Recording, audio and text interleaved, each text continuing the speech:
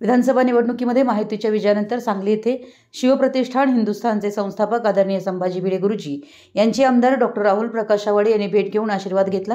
गुरुजींसोबत होणारी प्रत्येक भेट ही प्रेरणादायी असते असं सांगून गुरुजींसोबत संवाद साधून मार्गदर्शन घेतलं।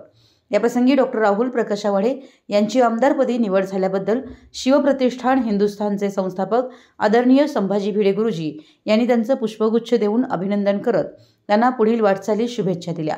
आमदार डॉक्टर राहुल प्रकाश आवाडे यांनी संवादाद्वारे गुरुजींच्या विचारशक्तीला प्रोत्साहन दिलं आणि समाजातील सर्व स्तरांवर सकारात्मक बदल घडवून आणण्याचं वचन दिलं।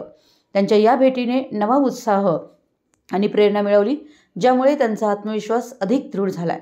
यावेळी शिवप्रतिष्ठान हिंदुस्थानचे धारकरी व प्रमुख पदाधिकारी उपस्थित होते।